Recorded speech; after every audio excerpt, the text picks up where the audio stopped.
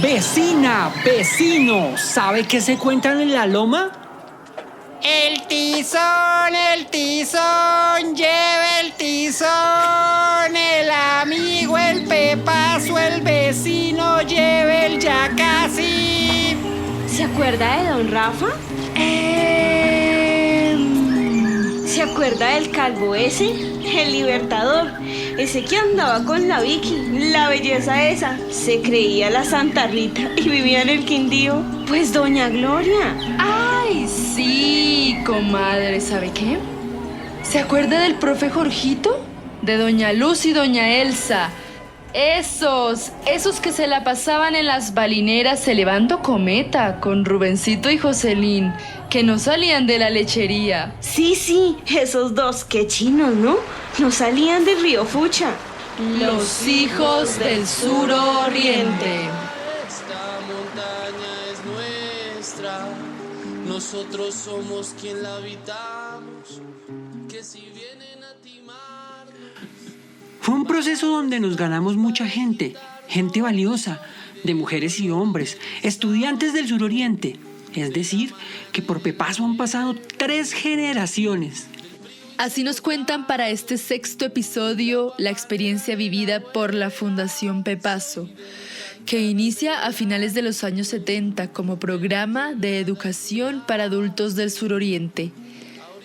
Nos acompañan algunos de sus integrantes que nos cuentan cuáles han sido las claves fundamentales para mantener su proyecto comunitario y de vida. La comunidad, el trabajo organizativo, la educación popular y, por supuesto, la amistad.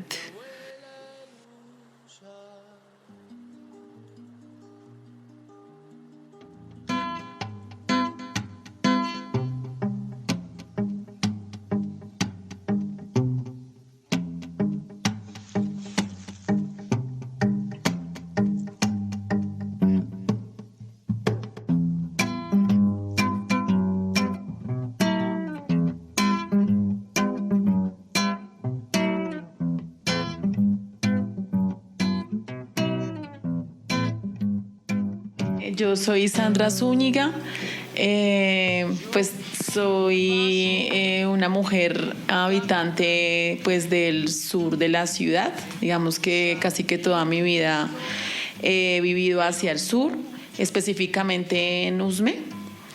He estado desarrollando a lo largo de los años que tengo procesos sociales y comunitarios. También pues más que todo como en Usme, ahorita más bien con una perspectiva también un poco más amplia, digamos, del territorio, digamos como que aportando desde lo que sé, desde lo que la experiencia que tengo y desde el sentir en diferentes procesos, pues aquí desde Pepaso en este momento. Me reconozco como una mujer líder barrial en varios barrios pues del sur de la ciudad, una mujer pues con una serie de voluntades, de sentires, con una sensibilidad social, digamos, humana frente a lo que sucede. Me duelen las injusticias sociales y creo que todos esos sentires alrededor de la injusticia y la desigualdad pues me han hecho hacer y ser quien es Sandra Zúñiga en este momento. Y pues siempre también como con mucha voluntad de iniciativa y de estar, digamos, con otros también tejiendo y sumando para generar iniciativas comunitarias que permitan estar en movimiento y que permitan encontrarnos y poder construir ideas que permitan de alguna manera, desde lo pequeñito, poder como aportar a esas injusticias y desigualdades sociales. Yo sigo el paso del caminante, el que pocos han visto, pero muchos quieren. Mi nombre es Luz Dari Bueno Carvajal, pues, ¿quién soy? Pues una mujer como inquieta, intranquila, con ganas de ayudar a transformar como muchas condiciones de vida y condiciones sociales de los habitantes con los que trabajamos y muchos con los que nos criamos. Toda mi vida he estado trabajando en la localidad de San Cristóbal Y pues toda la vida he estado vinculada a Pepaso desde que estábamos terminando bachillerato, y pues creo que ha sido una gran escuela que ha posibilitado en mí el poder trabajar con otros siempre en esa visión colectiva, en la visión colectiva de trabajo y de transformación. Pues siempre he sido inquieta mucho en lo que tiene que ver con procesos de articular siempre como los diferentes actores sociales para, digamos, tomar una posición política de transformación, y en ese sentido creo que me ha ayudado mucho la profesión. Soy abogada, siempre me identifico como abogada no litigante, sino una abogada más comprometida con procesos, y en ese sentido siempre le he trabajado como el uso alternativo del derecho, como una herramienta de transformación social. Y paso desapercibido, no tengo ningún destino. Mi nombre es Víctor Manuel Yaya Martínez, Yaya con la de yuca, ambas. Conocí el suroriente en los años 77. Tuve la fortuna de vivir en Villavicencio, donde me crié. Nosotros somos del llano, y allí vi un día que al frente a la casa nuestra había una lucha fuerte entre la policía y señoras y niños y señores que nosotros no entendíamos. Yo tenía cuarto bachillerato en ese entonces, y era nada más ni nada menos que el nacimiento del barrio 2000, donde la Central Nacional Provivienda hizo la toma de tierras, la recuperación de tierras llaman ellos, y 2000 familias se pasaron a vivir allí, y se llama el barrio 2000 de Villavicencio. Eso a mí me impactó fuerte, y desde ese entonces nos acercamos a ellos y nos metimos y creamos la primera célula de la Juventud Comunista en Villavicencio, en la industrial donde yo estudiaba. Soy abogado y alternamente he hecho dos caminos.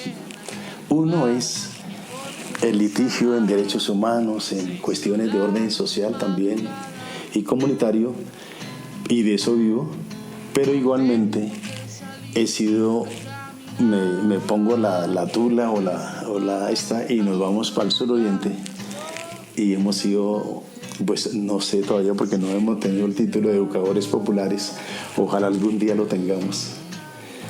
De hecho lo tenemos, y llevo los dos caminos alternos: litigio en muchas cosas y formación en derechos humanos, sobre todo en acompañamiento durante los 40 años de la Fundación Pepaso. Bueno, pues tú nos cuentas, y digamos también hacemos otra pregunta, si quieren complementar, porque sé que lo han abordado, es qué razones le llevaron a cada uno a ser parte de la organización. Yo me siento fundador de Pepaso. Los tres compañeros que éramos, decía Pedro Vera, lo mataron por sus creencias políticas, por sus formas de pensar político, y el negro Fernet, yo siempre digo, fue la alegría, la bohemia y el punto de conexión con muchos jóvenes por su alegría y la alegría que llevan, ese negro tan precioso que ayudó a fundar Pepaso. Ellos dos murieron como a los 3-4 años de haberse fundado Pepaso. Y 35 años después de que ellos mueren, yo continúo con la organización. Y pues es toda una vida. Y hemos aprendido pues a entender pues el problema de la injusticia social, de la realidad de los territorios. Comenzamos con un territorio que se llamó el suroriente, y 40 años después lo llamamos la Media Luna Sur de Bogotá, con algunos ingredientes que que vamos a decir posteriormente en algunas de las respuestas de qué ha pasado en estos 40 años. Una virtud, aunque nosotros no hablamos de virtud, pero una cosa positiva de Pepaso es que ha estado durante 40 años ininterrumpidos, todos los días en trabajo social. Al comienzo empezamos en San Cristóbal, que era nuestro territorio, pero después estamos en varias localidades del sur de Bogotá, pero entroncando siempre con el trabajo despacio y buena letra de lo que puede dar nuestra organización, con sus errores, sus altibajos y sus crisis, pero hemos sido constantes y yo creo que esa terquedad es uno de los elementos favorables que hemos tenido en este acompañamiento. Vivía en el claro del río, queda la oscura ciudad.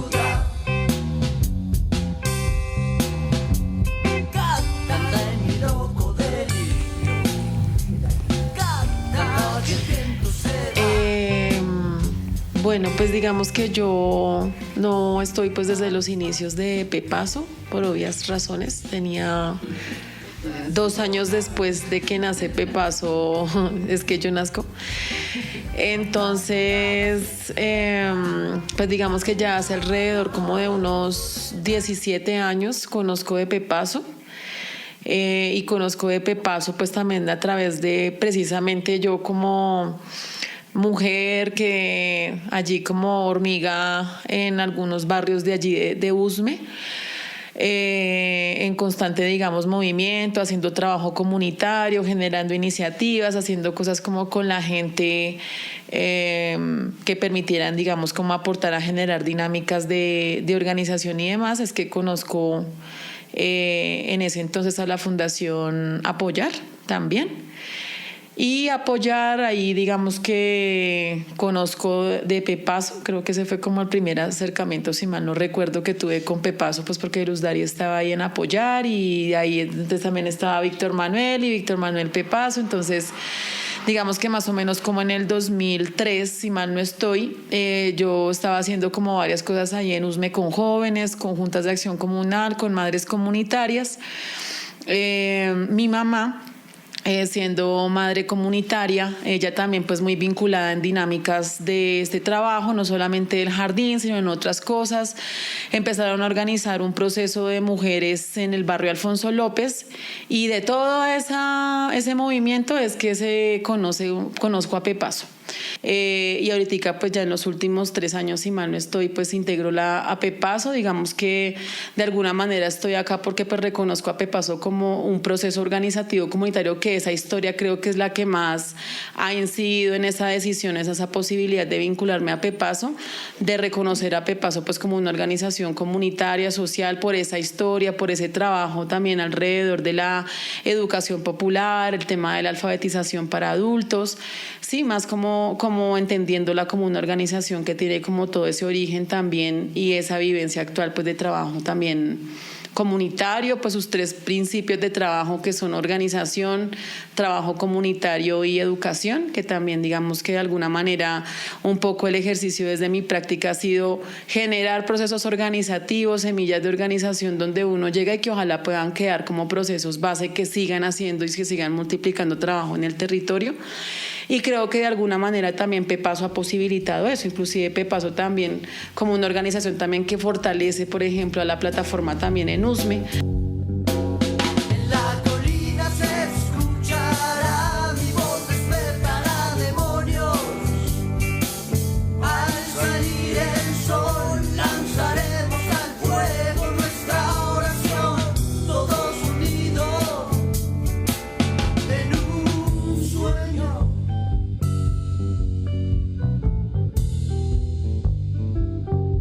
Cuando empezó Pepaso, pues varias. Una es que pues veníamos terminando el bachillerato, jóvenes de la época, que estábamos haciendo, era más catequesis en el colegio Juan Rey Hermanas de la Paz, y estábamos en 5º de bachillerato en ese entonces, 10º hoy en día, y pues jóvenes que veníamos ya años atrás haciendo trabajo en los barrios con las hermanas.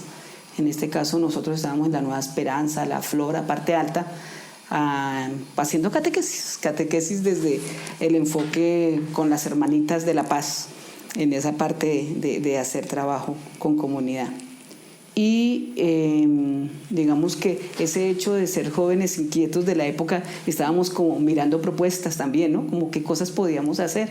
Y llega la propuesta de hacer alfabetización y teníamos que hacer nuestro servicio social y empezamos a hacer el trabajo de alfabetización cuando nos hacen la propuesta de crear los centros nocturnos de alfabetización. Entonces, pues vimos ahí la posibilidad de trabajar también como jóvenes. Lo digo porque pues éramos los chicos de la época inquietos que estábamos metidos en la acción comunal, que nos metíamos en el grupo de deportes, que nos metíamos como en mucha cosa a nivel de los barrios. En el caso mío, yo estaba en San Rafael y teníamos algo que era que las hermanitas vivían muy metidas en nuestros hogares y como que también nos exigían un poco estar vinculados a esa parte de comunidad. Entonces eso yo creo que fue como unos puntos a favor y que había como un terreno abonado para que empezáramos a trabajar con Pepaso, cuando eso era el programa de educación, y nos interesaba mucho. Ya en el 80 estamos hablando, yo tenía como 16, 17 añitos en ese momento, y empezamos todo el trabajo de alfabetización. Ya se tenía una clase en el colegio que se llamaba alfabetización y empezaron a hablarnos ellos sobre todo lo de lucha de clases de Aníbal Ponce, sobre diferentes movimientos, sobre el sindicalismo, sobre muchos aspectos que a muchos nos encantó y nos gustó. Y creo que también estaba una coyuntura en ese momento que era lo que estaba pasando en Centroamérica. Estaba la parte de la revolución nicaragüense, lo que estaba pasando en El Salvador, o sea, había unos referentes en Centroamérica sobre también lo que pasaba con la alfabetización. Se hablaba en ese tanto, había una película que se llamaba El Brigadista, que era sobre la parte de la alfabetización a los campesinos. En Cuba.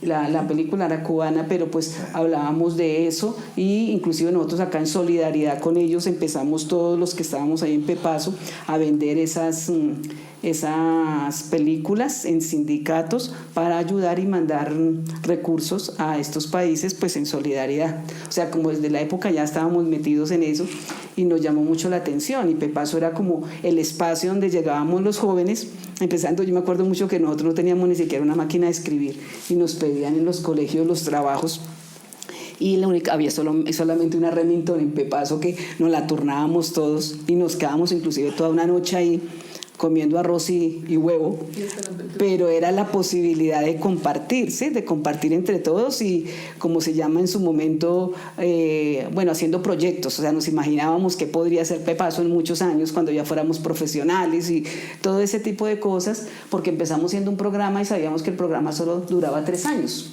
Pero después de 3 años, ¿qué pasaba?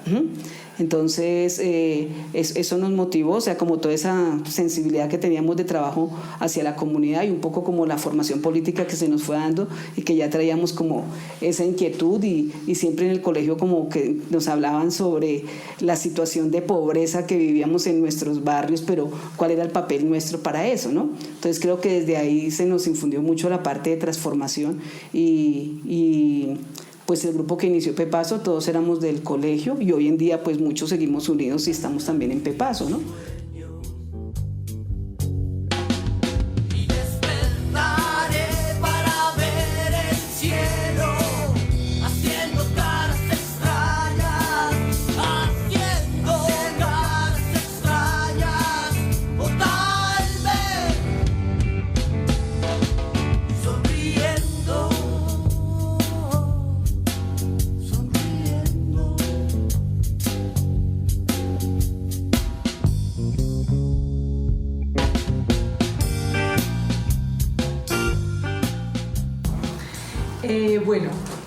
Les preguntaba cómo transmiten, si lo hacen, sus conocimientos a otras organizaciones.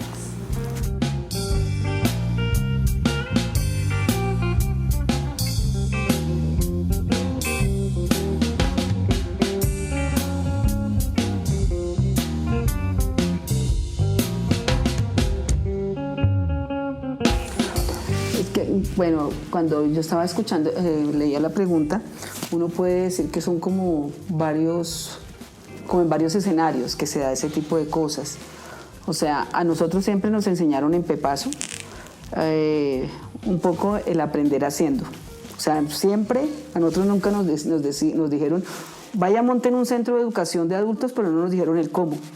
Ustedes con 17, 18 añitos, no sé, pero aquí nos vemos en la próxima reunión.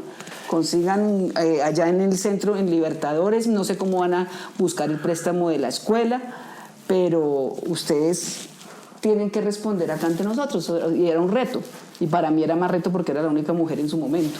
Y el resto eran hombres. Entonces, ¿qué hacíamos nosotros? Pues perder la pena, ir a hablar con el señor, con el señor, que el habitante que iba común y corriente, ir a coger al señor de la acción comunal en la tienda tomando y que nos firmara un compromiso.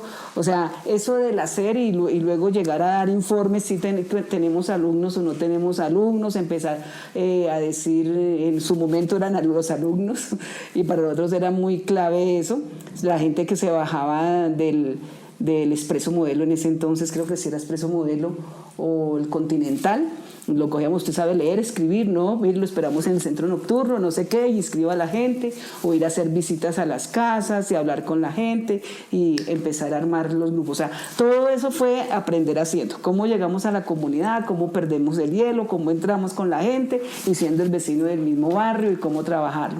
Entonces creo que eso nosotros lo hemos venido promoviendo. Entonces creo que esos lo hemos hecho con las organizaciones o con los que hemos podido compartir. Ejemplo con Zona Cuarta que fue una organización que creamos entre Pepaso, Avesol, la promotora, en su momento la gente de INDEC, la gente de Provivienda. Éramos 7 u 8 organizaciones de acá de la localidad que empezamos a trabajar el primer plan de desarrollo de la localidad de San Cristóbal desde la óptica de las organizaciones comunitarias. Entonces fue una mesa que se creó y entre todos empezamos a trabajar, pero no era el experto en investigación, no era el experto en comunicación, sino cómo empezamos nosotros a trabajar desde lo que sabíamos hacer diagnósticos.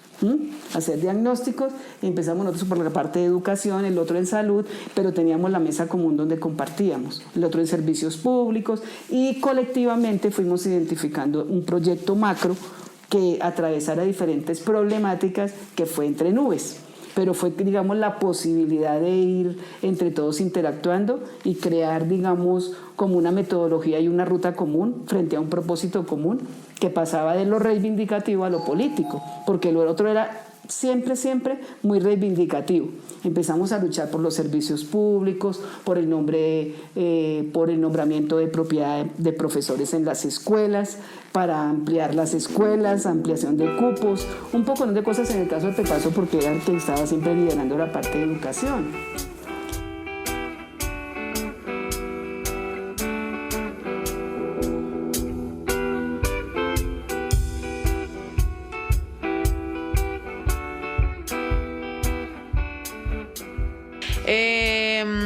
Pienso que ese ejercicio pues se ha dado al mismo calor, digamos, de las iniciativas, de los procesos, de la gente con la que uno articula, de las demás organizaciones.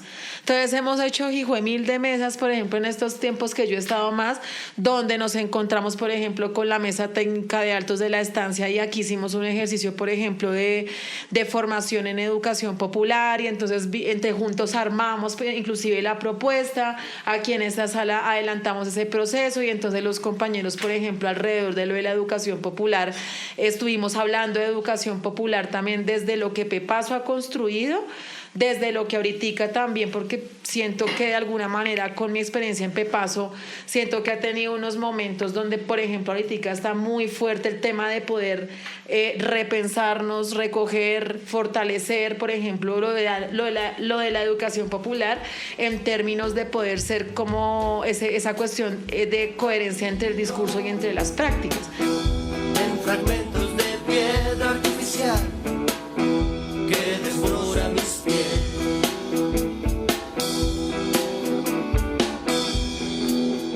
Y ya no hay sombra ni calor a la vez. Te escondes bajo techo y el pudor de tu piel, y en la chimenea colorean el sol de un triste gris, de un triste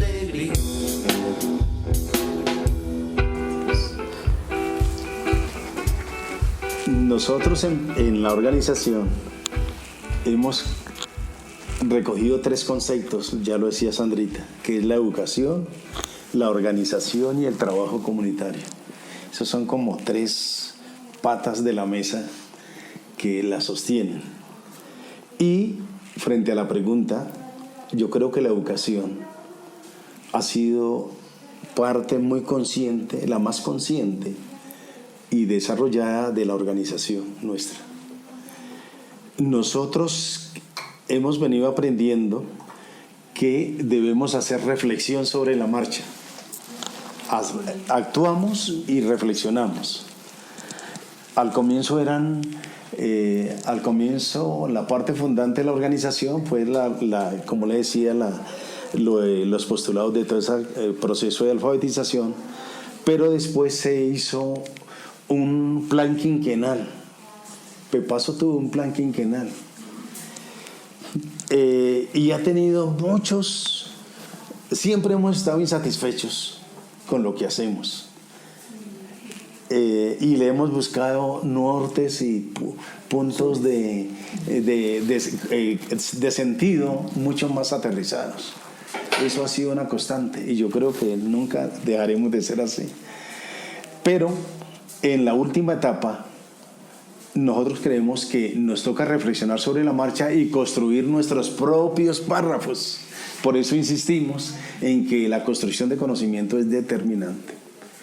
La academia nos sirve y otras personas nos sirven, pero si la organización no sube en conocimiento, va a ser más débil. Y eso es como en una familia, nosotros lo hemos dicho. En la familia puede haber 4 hermanos y uno está muy bien, el otro está regular y hay 2 que están bien, abajo, mal. No podemos decir, si le preguntan al de la familia ¿cómo estamos? Y se le pregunta al que está bien, dice, no, mi familia Forero Quintero está muy bien, porque él está bien. Una familia, el rasero se mide por el que está más abajo, el que está menos mal, el que está mal en el acceso al conocimiento, que sus hijos nos dan no sé qué, que sus condiciones materiales de vida, etc. Entonces nuestra familia está mal si un hermano nuestro está mal. Se valora como el más barato de los billetes. Trata de escapar del asesino lívido. Me viola una ramera mientras el sermón se celebra bajo la misma enfermedad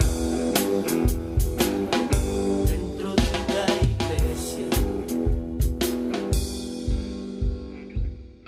Les voy a hacer la pregunta como del cuarto bloque y es acerca de cómo leen el contexto actual, nacional y territorial en el que desarrollan su trabajo.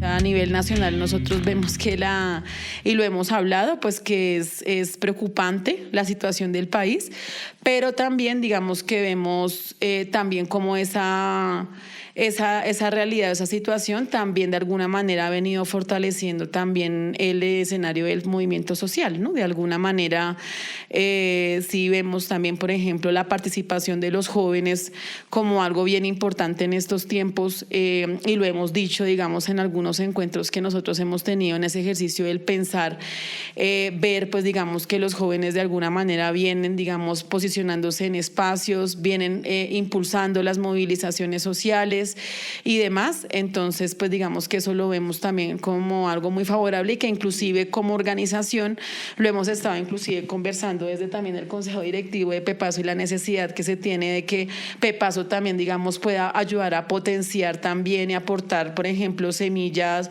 de organización de procesos juveniles en los barrios, ¿no? Donde los jóvenes también, los niños y las niñas asuman, digamos, o puedan, digamos, generar como procesos organizativos desde sus territorios que permitan aportar a ese ejercicio de la construcción de la paz. En nuestras calles, rostros cansados, mil realidades. Veo en la calle rostros cansados de gastar. Entonces, por ejemplo, en ese sentido hemos hablado un poco como de la necesidad de la unidad también desde la base, ¿sí? Por eso un poco que la articulación, que las organizaciones, que nos encontremos, que mire que hagamos, que dialoguemos, que miremos cómo planteamos propuestas de articulación, digamos, desde lo barrial, que permita también de alguna manera cómo avanzar en esa unidad, no solamente desde lo partidario, sino en ser una unidad desde la acción. Y creo que en ese sentido también pues nosotros como organización creo que podemos aportar y hemos estado tratando de aportar bastante, inclusive en los últimos ejercicios también como electorales y esos que mencionaba Luz Dari, se ha intentado también como generar espacios de diálogo que permita, digamos, ir, aunque sea en lo local, digamos, en acciones como más de unidad que permita pues hacer parte de esos ejercicios de gobernanza en lo local.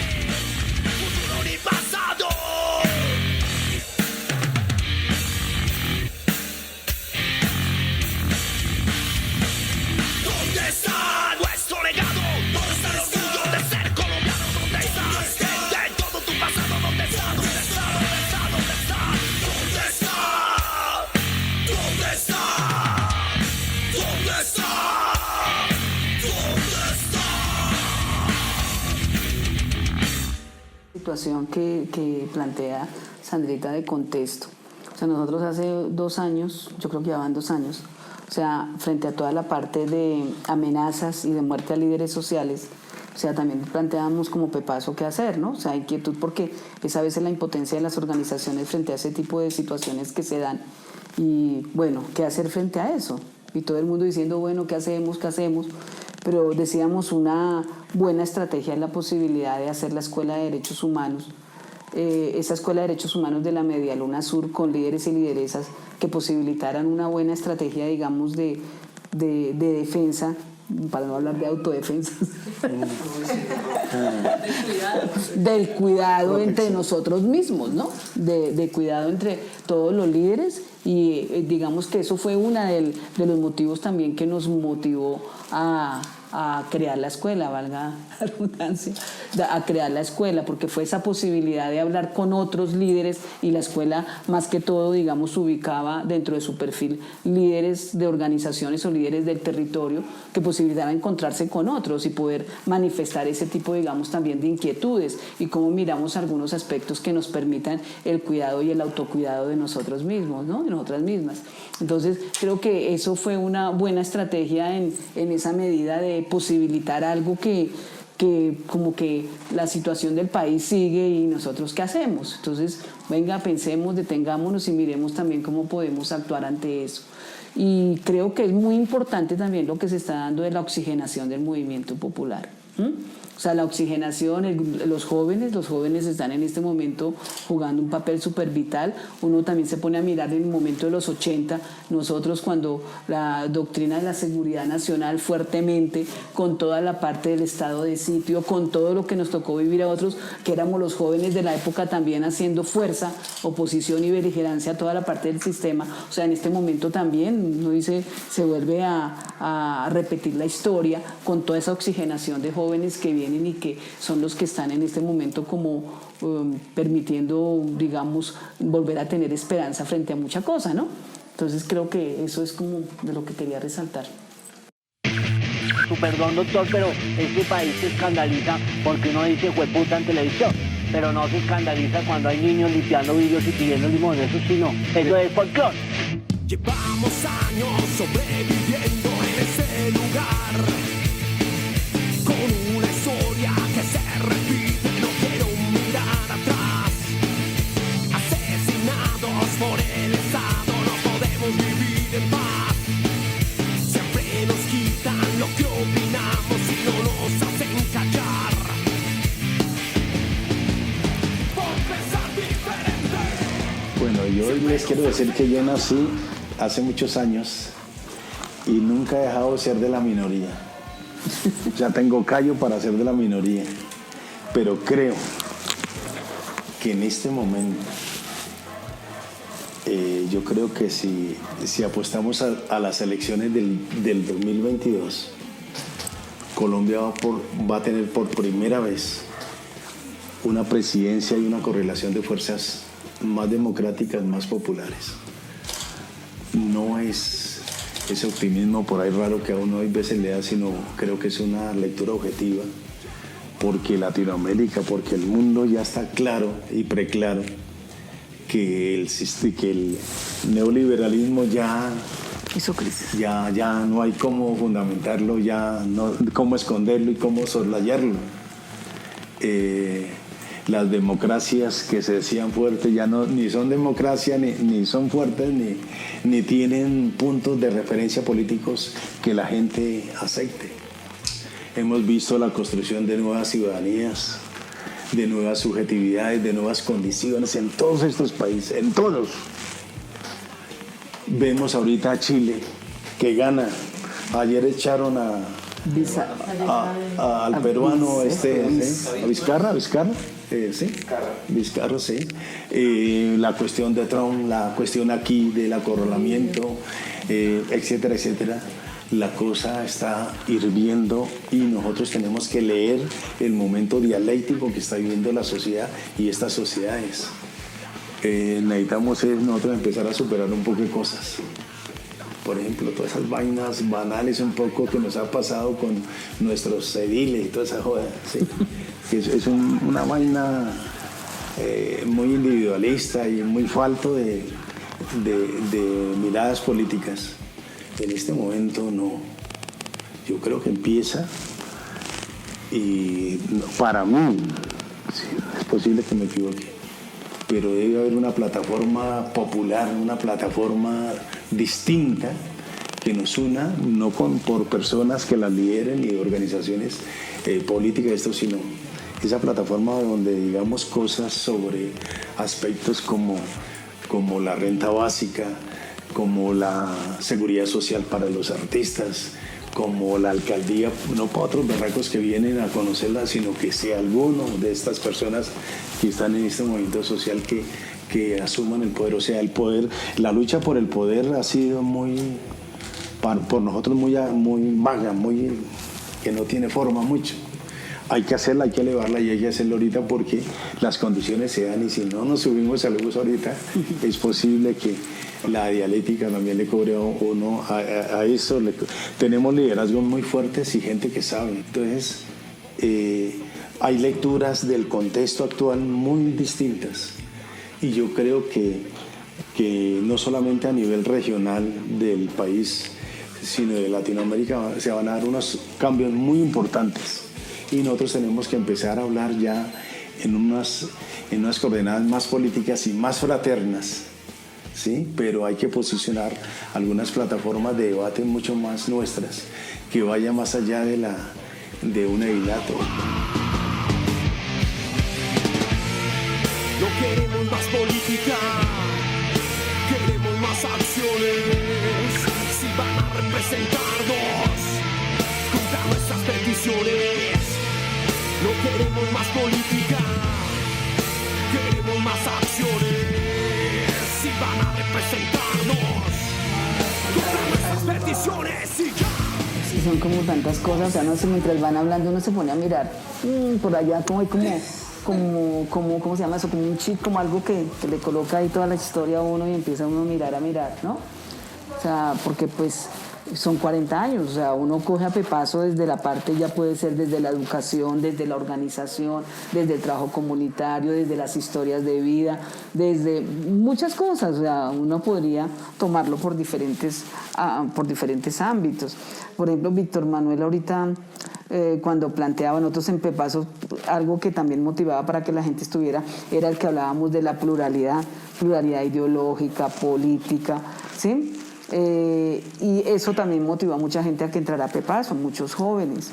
Y me ponía ahorita a mirar, como que lo de San Cristóbal, los barrios, todo, dice, hay mucho liderazgo, o sea, gente que ha salido, lo que él decía, del Partido Conservador, del Partido Liberal, y que han trabajado en las juntas de los barrios.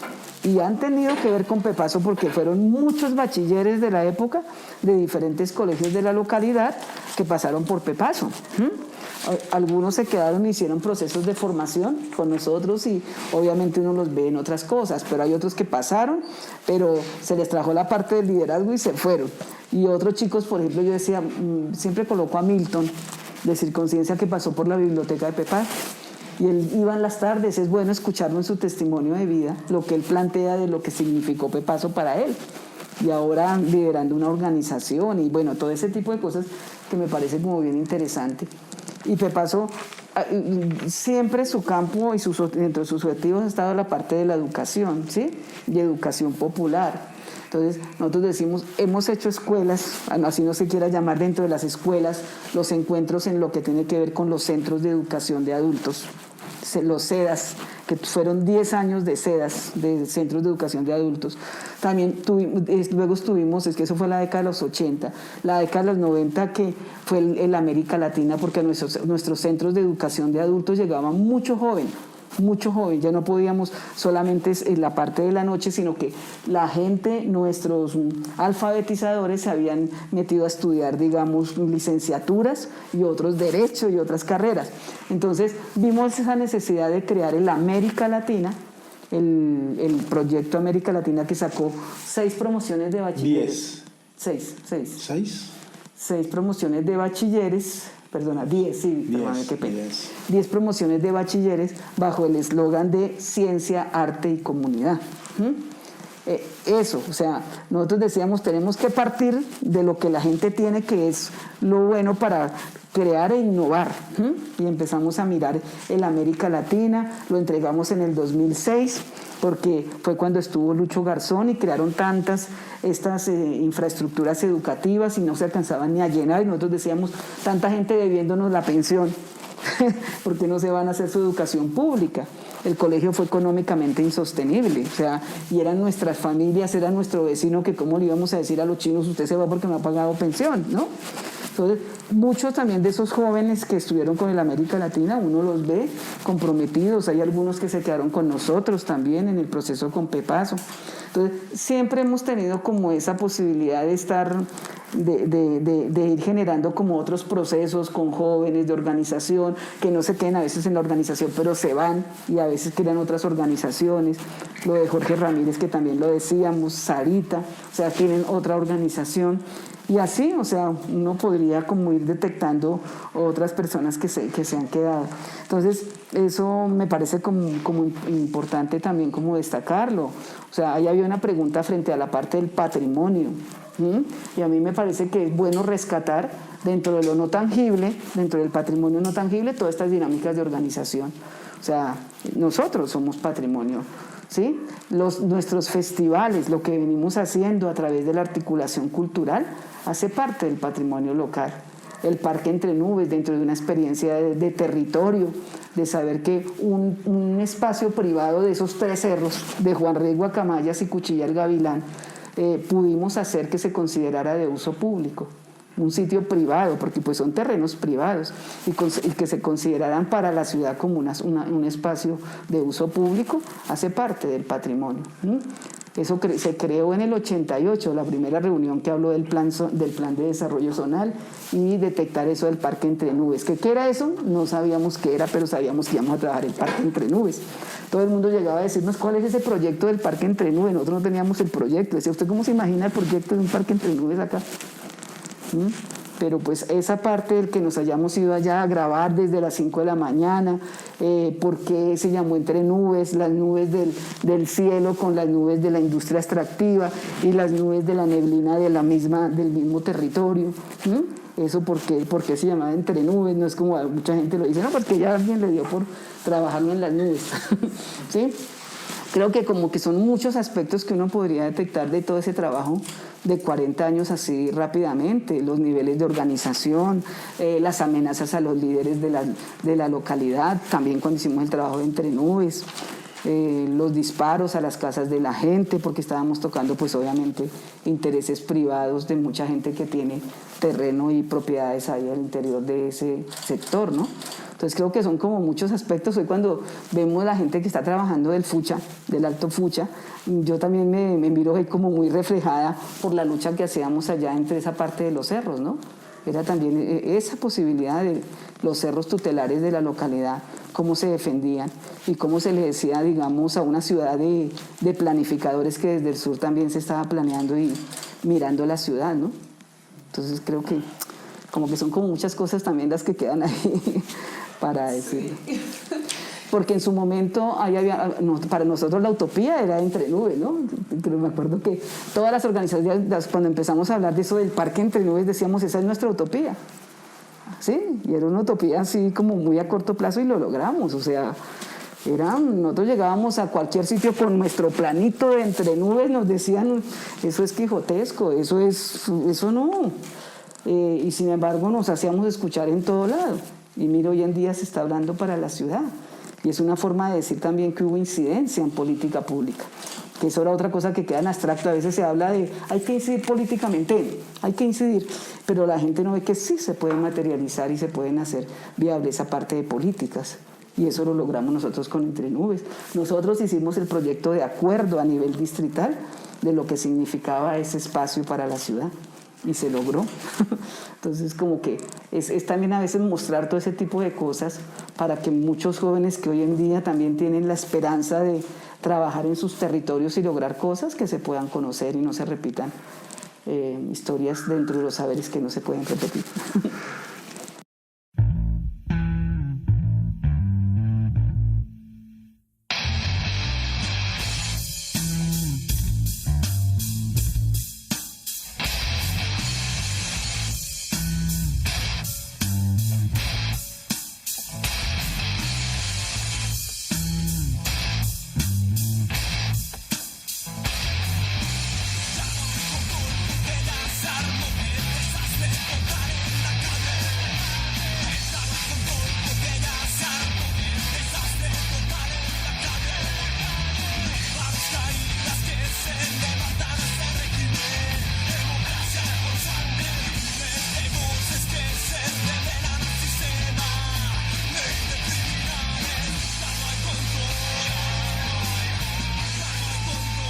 No, yo creo que por mi parte, como para cerrar, creo que otra de las reflexiones que de alguna manera se ha tocado, inclusive con lo que Luz acaba de decir, es un poco también esa percepción de cómo asumimos y qué es eso del territorio, ¿sí?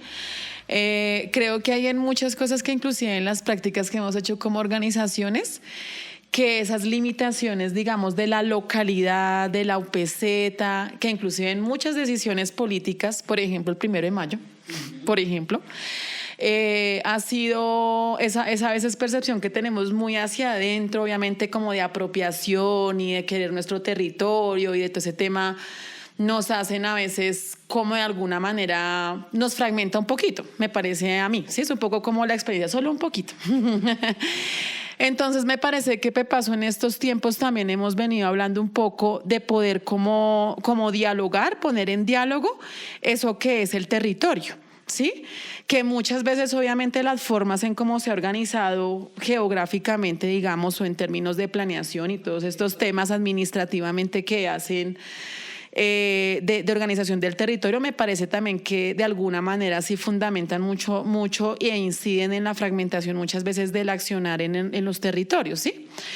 Y en ese sentido creo que hemos encontrado, y actualmente estamos profundizando en eso, inclusive en la escuela actual hay un campo de reflexión que es el tema de territorio, ¿sí?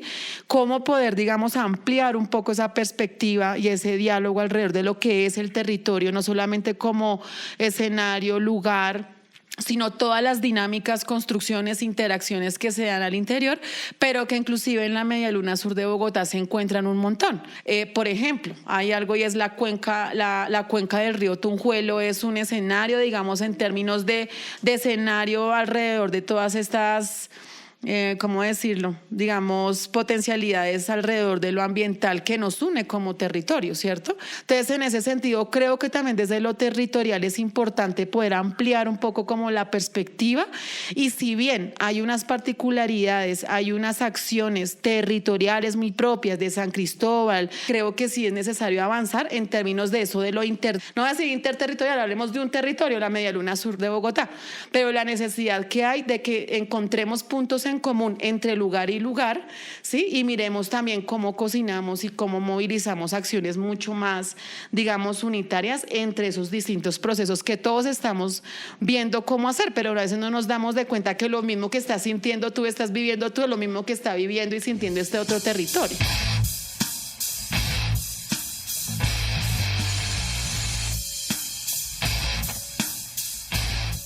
Bueno, yo escogí solamente una palabra. Podemos hablar de varias. Una sola. Es organización. El valor de la organización, le cuento que nosotros mismos estamos sorprendidos. Hace 40 años, entre todos no teníamos 2.000 pesos y éramos 42 cuando conformamos la organización. No había plata, no había conocimiento, no había nada. Mejor dicho, eso, nadie, yo creo, no entendíamos ni para dónde íbamos. Pero la prueba más grande de una organización es durar en el tiempo, y no la longevidad, sino también hacer cosas. Y yo les quiero decir que por fortuna he estado cerca de la organización, y ahí hay una identidad ni la tremenda. Hay identidad, hay vínculos muy fuertes. Aquí creo que hay como 8 matrimonios o 10 matrimonios. Familias. De todos, ¿sí? Nunca imaginamos eso. Y todas las crisis, y les queremos decir algo, para que nos lo pueden contar. Nosotros no dependemos de una iglesia, ni de un partido político, ni de un honorable industrial por ahí, de nadie. Entonces, la organización se autosostiene, y aprendimos algo y nos lo enseñó, yo lo he repetido en algunos espacios. El problema no es la plata. Uno le puede dar a sus hijos harta plata y los chinos huevones se van y se tiran todo eso. Y le puede dejar un poquito y al chino más piloso multiplica esa herencia, ¿sí? Entonces, creemos que la organización, o sea, está al alcance de nosotros. Hay gente que subvalora la organización, no cree en la organización. Por eso creemos en el Mesías que va a venir, y por eso creemos que el político de no sé qué nos va a salvar, y todas esas jodas de que eso no tiene sentido. Es de aquí para allá donde se resuelve el asunto, de abajo para arriba, ¿sí? Que nos vamos a ganar la lotería, o que nos vamos así. Y hay tanta gente que está formada. Si hay algo importante e interesante, es ver gente, y a mí me gustan los jóvenes de ahora harto. ¿En qué sentido? Es gente que está estudiada, o sea, tiene el conocimiento, que eso era lo que no teníamos, o mucha gente no tiene. Y tiene la fuerza. Yo insisto mucho en la fuerza, porque a veces el conocimiento sin la fuerza tampoco, ¿sí? Pero tiene las ganas, y sobre todo tiene unas lecturas distintas. El chip que tienen los jóvenes ahorita no es así tan localizado, de que yo soy de Acacias Meta o de Chichimén, entonces voy a luchar solamente por... No, ahorita es una cuestión ya global, y etcétera. Esas luchas de lo global y de lo aldea y todo eso lo tienen mucho más claro. Entonces, la organización nos ha permitido y nos va a permitir hacer unos cambios sustanciales a todos los niveles.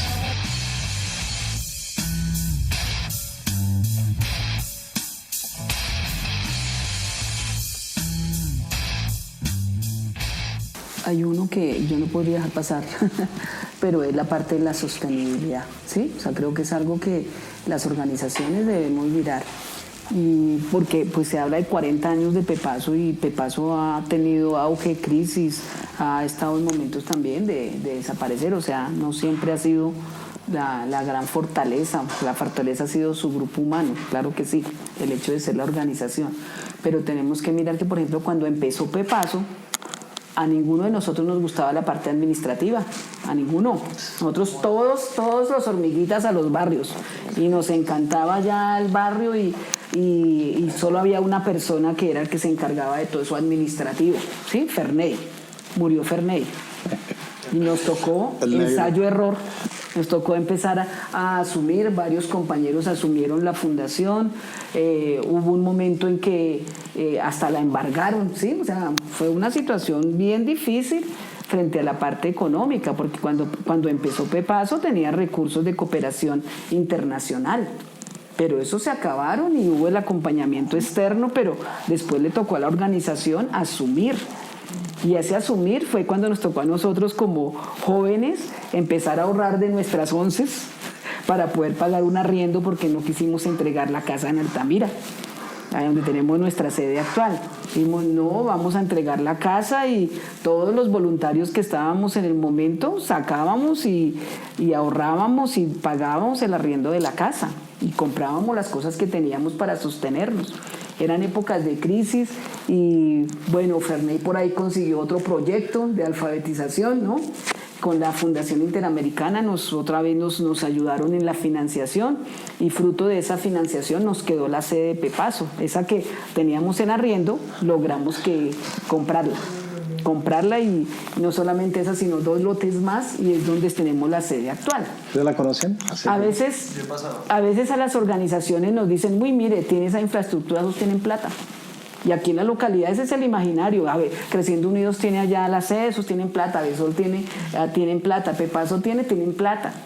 Pero no es eso. O sea, uno puede tener una infraestructura, pero es cuando más condiciones necesita para sostener esa infraestructura, ¿sí? Entonces, a veces eso se convierte claro, es un alivio para posibilitar procesos, pero también se convierte en un problema cuando no hay los recursos. Entonces, a veces nos dicen, nosotros fuimos antiestado, yo siempre digo Pepaso antiestado hasta el 2000.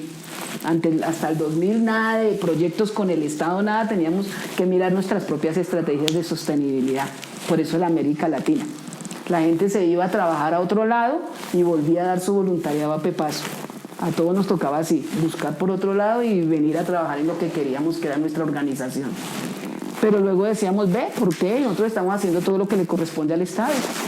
Todo lo que es obligación del Estado lo estamos haciendo nosotros gratis.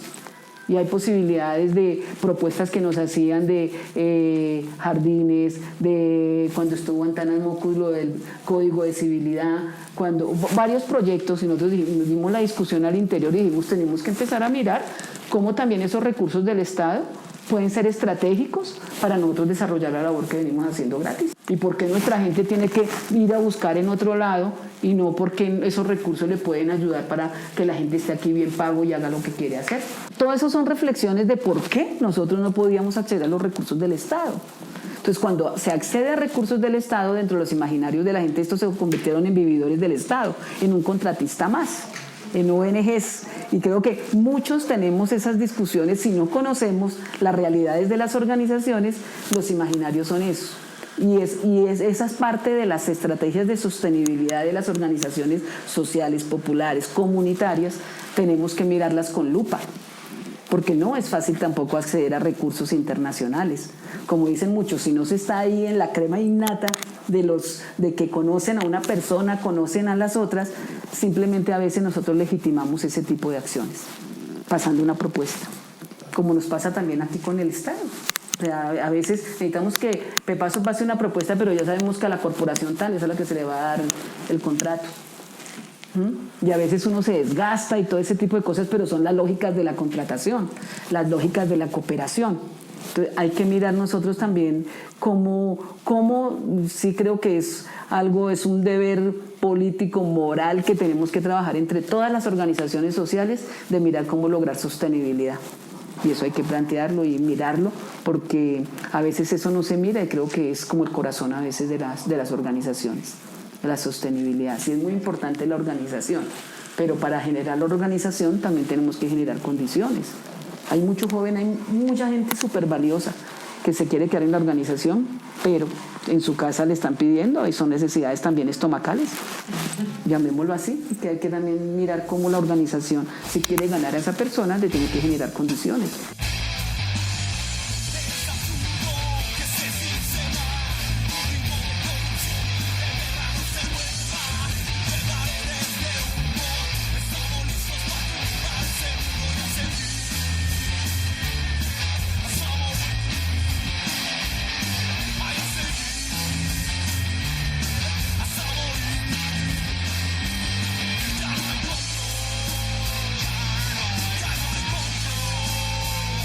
Recorriendo nuestras voces, nuestra riqueza es la memoria.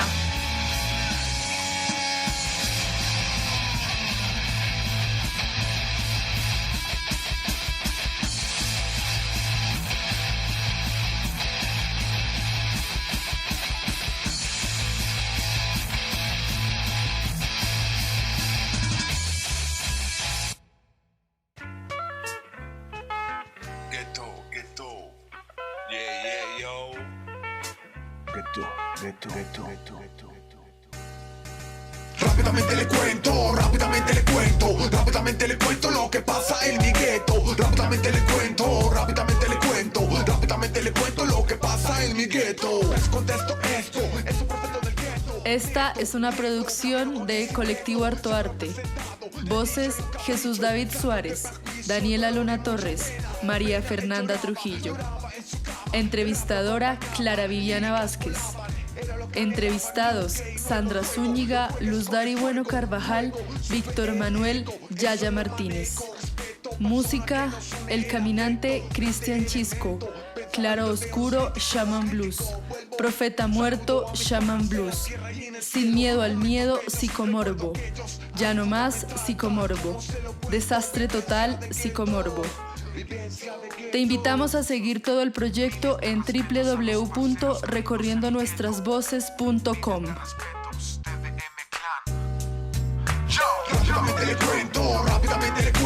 Rápidamente le cuento lo que